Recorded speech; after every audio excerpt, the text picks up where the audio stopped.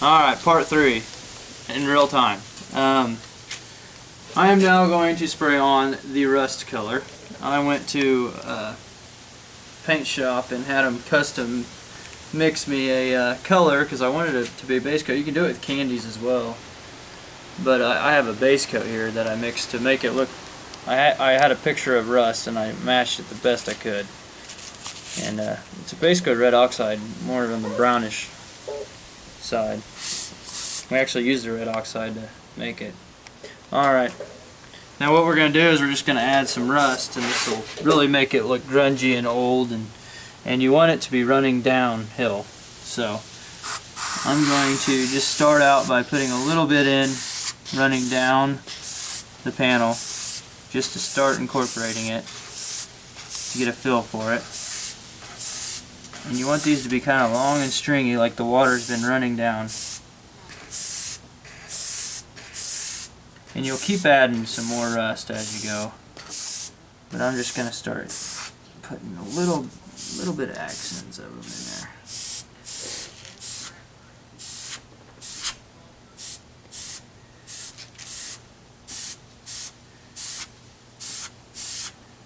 And you can get carried away with this. It could look really bad, or it can look really awesome if you do it right. Like, I've had it go both ways. So now you got, like the gravity's pulling it down here. Now I'm going to start running them off the rivets.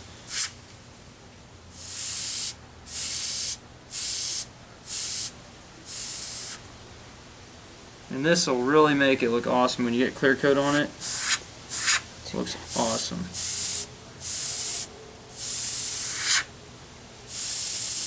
Sometimes on the corners I'll add a little bit more. But don't get too carried away. Like I said, you don't want too much. Feel a bit darker, make sure you really rust it down. Bring it down. Maybe do a little bit on both sides, but I notice if you make them both uniform, it'll look really stupid. They look tacky, they don't look realistic. Because it's probably not going to be exactly the same as the other side. So try to make them unique and different. Each one a little different than the other. And I also notice if you color your rivet with the rust color, it'll bury that rivet and it won't look so good. So be careful with that as well.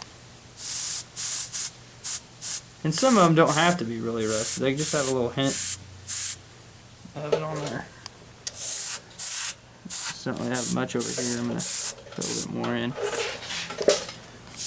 Start bringing that color down like I said.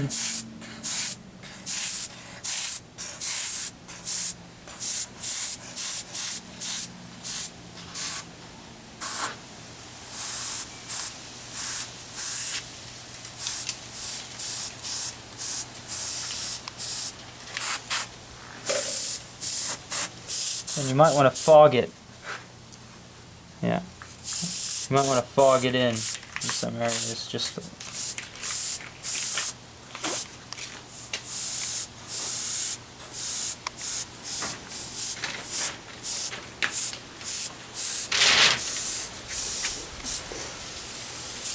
okay.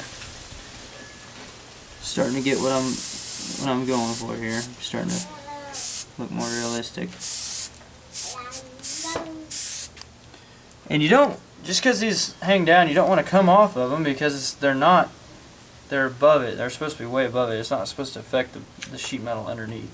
So you don't want to, it'll look wrong. I'm pretty sure it would anyway. Who knows? You might try it if you want, but I'm not going to. I don't want them to look like icicles. So anyway, there's your rust color. And you see how it's starting to look a little bit better. I like to kind of haze my edges now, like I said about that black framing. It don't take much now, but just kind of frame your artwork with that color. Since it's black underneath, it don't take a lot to get it.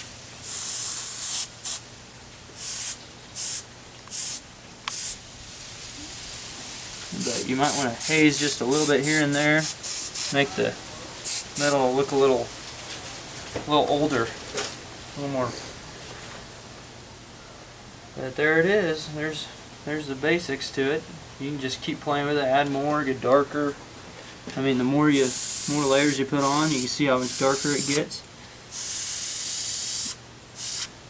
Get it to desired darkness and color that you want.